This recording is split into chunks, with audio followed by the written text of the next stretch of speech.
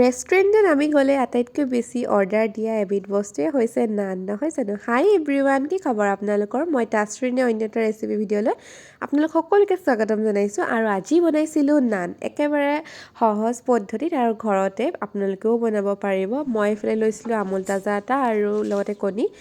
বাতি এটাতে দিছোঁ চেনি 1.5 চামুচমান দি অলপ কুহুমীয়া পানী লৈ এইখিনি মিক্স কৰি দিছোঁ। যিহেতু মামাই দিয়া চেনি আছিলে, মিক্স হওঁতে অকণমান সময় লাগিছিলে।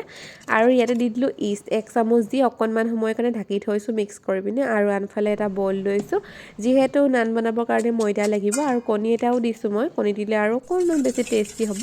কণীটো দি ভালদৰে এইখিনি ফেটি দিছোঁ আৰু তাৰপাছতে ময়দাখিনি দি দিছোঁ এটা জোখমতে দিবৰ আন্দাজত। আৰু মই অকণমান নিমখো দিছিলোঁ আৰু এইখিনি ইষ্টখিনি আৰু এইখিনি দি অকণমান মিক্স কৰি লৈছোঁ।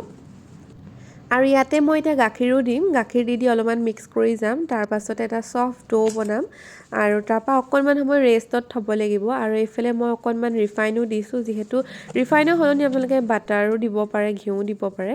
মই ৰিফাইনকে দিছিলোঁ, দি পিনে ভালদৰে এইখিনি মঠি লৈছোঁ। এনেদৰে দেখিছেনে? অলপ সময় লাগে খালি। তাৰপৰা একেবাৰে শেষত মই ৰিফাইন অকণমান সানি দিছোঁ ভালকৈ। তাৰপাছত এইখিনি ৰেষ্টত থৈছিলোঁ, মই 3 ঘণ্টামানৰ কাৰণে ৰেষ্টত থৈছিলোঁ।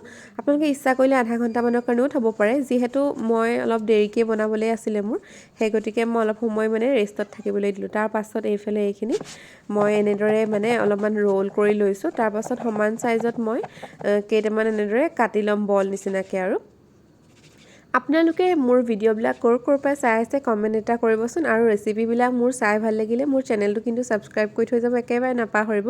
মই ডেইলি ধুনীয়া ধুনীয়া ৰেচিপি আনি থাকোঁ বাৰু। আৰু এইফালে মই এয়া দেখিছেনে, এইখিনি গধূলি সময়ত বনালোঁ। পাছত মই অকণমান ৰোল কৰি লৈছিলোঁ আৰু তাৰপৰা এনেকৈ মই ঘিউ অকণমান বাটাৰ অকণমান লগাই দিছোঁ। আৰু এইফালে জিৰা দিছোঁ, ক'লা জিৰা, আৰু অকণমান ধনিয়া পাত কেইখিলামান দি দিছিলোঁ।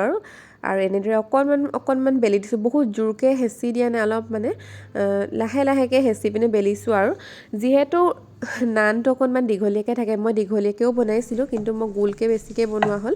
আৰু দীঘলীয়া যোনটো বনাইছিলোঁ বৰ বেছি দীঘল হৈ গৈছিলে। আপোনালোকে নিজে বনাব আৰু নিজৰ ধুনীয়াকৈ, আৰু যেনেকৈ আপোনালোকে বনায় নিজৰ চাইজত। আৰু এইফালে মই এইটো গোলকৈয়ে বনাইছিলোঁ বাৰু। আৰু হাতেৰে এনেদৰে কৰি দিয়াৰ পাছতো বনিয়ে যায় নানটো, কিন্তু আৰু অকণমান বেলি দিছোঁ মই। আৰু এইফালে দেখিছেনে, এইটো দীঘলকৈ বনাইছিলোঁ, যেতিয়া এইটো উঠাইছিলোঁ তেতিয়া আৰু অকণমান বেছি দীঘল হৈ গ'ল মোৰ। আৰু আপোনালোকে চাই ল'ব বৰ মিলাই পিনে তেনেদৰে।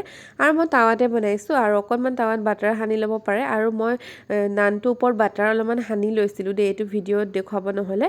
আৰু ইচ্ছা কৰিলে আপোনালোকে কুকাৰতো বনাব পাৰে। আৰু এনেদৰে মই ৰুটিৰ টাইপতে বনাই দিলোঁ, এনেদৰে ওলোটাই দিছোঁ। কিন্তু হিচাপমতে নানটো তেনেদৰে নকৰে, কেৰাহী টাৱাখন ওলোটাই দিব লাগিছিলে, তেনেদৰে কৰে। কিন্তু মোৰ এইটো সুবিধা হ'ল, এনেদৰে মই কৰিলোঁ। আৰু অকণমান বাটাৰ সানি দিছোঁ। আৰু এইফালে এইটো হৈ গ'ল ৰেডি। এনেদৰে মই গোটেইকেইটা বনাই ল'ম আৰু পটাপট। খাবলৈ খুব সোৱাদ আৰু বনাবলৈও ইজি। আপোনালোকে এবাৰ এনেদৰে বনাই চাবচোন।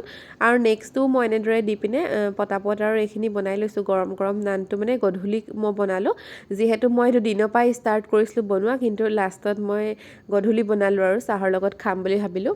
আৰু নানৰ লগত খাবৰ কাৰণে যোনটো এটা গ্ৰেভি মই বনাইছোঁ, বহুত টেষ্টি আৰু বহুত ইজি। মই পিটিককৈ বনাইছিলোঁ। আপোনালোকৰ ওচৰত যদি একো নাথাকে তেতিয়াও আপোনালোকে এইবিধ বস্তু থাকিবই, বনাব পাৰিব।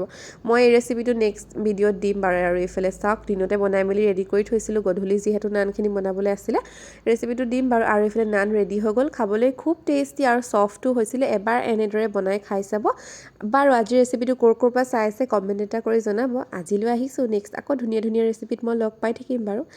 আজিলৈ আহিছোঁ, বাই বাই।